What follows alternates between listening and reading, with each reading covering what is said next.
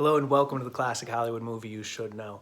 I'm Nate Washburn. This week the movie is from 1948, The Treasure of the Sierra Madre, starring Humphrey Bogart, Tim Holt, and Walter Huston, written and directed by John Huston.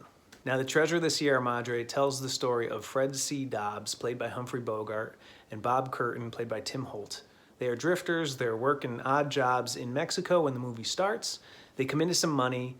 They decide to pool their finances with this old prospector slash miner named Howard, played by Walter Huston, and they decide, the three of them, to go prospecting for gold.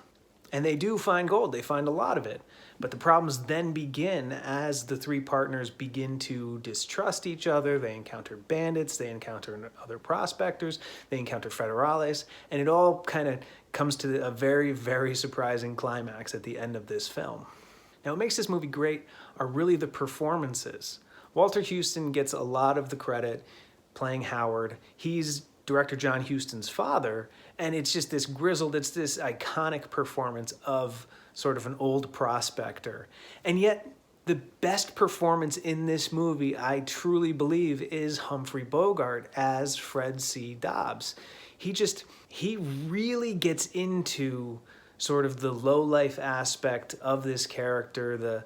It's almost like he gives a gritty and grimy performance. He doesn't care how he looks. I mean, if you know Humphrey Bogart mainly for Casablanca or The Maltese Falcon, just watch this one where he's this prospector who slowly descends into madness.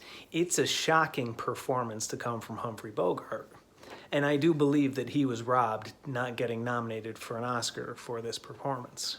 And credit has to be given to director John Huston, who also adapted the screenplay from the novel of the same name. This film was John Huston's first film back after he served in World War II. He made films. He made a film about the soldiers in the Aleutian Islands in Alaska. He made one about the Battle of San Pietro. And his most famous now is one called Let There Be Light, where he was documenting soldiers suffering from PTSD and mental illness after being in the thick of battle. And Let There Be Light is so affecting, and the way that he shows what these guys went through, it sort of challenged the ideal of the American heroic superhero soldier. And at the time we were just getting into the Cold War, we were distrusting the Soviets, that the Army actually buried it. And this film was not seen by the public until 1981. There's a great book by Mark Harris I'm going to share right here. It's 5 Came Back, talking about the 5 huge Hollywood directors who went and served in World War II and sort of the effect that it had on them and how it changed their work after the war. The 5 directors were John Ford, Frank Capra, William Wyler, George Stevens, and John Huston.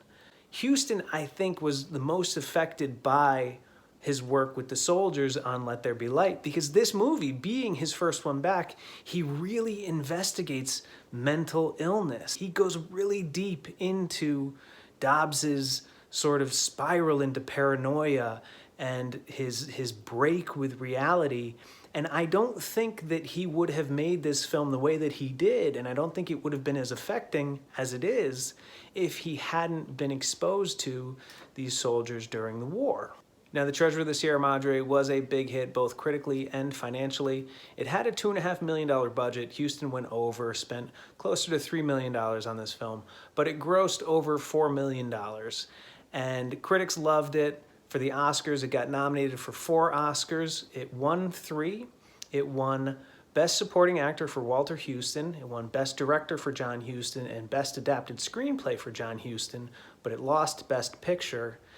And it currently holds a 100% fresh rating on Rotten Tomatoes. Now, a little bit of trivia for you about this. So John Huston directed his father, Walter Huston, to a Best Supporting Actor Oscar in this film. Fast forward to 1985, John Huston directed his daughter, Angelica Huston, to the Best Supporting Actress Oscar for her role in Prizzi's Honor.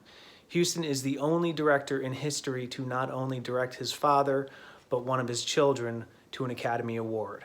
And my last bit of trivia for you, if you are a fan of Toy Story 2, the character of Stinky Pete, the old prospector, is based on Howard, the grizzled old prospector played by Walter Huston in The Treasure of the Sierra Madre.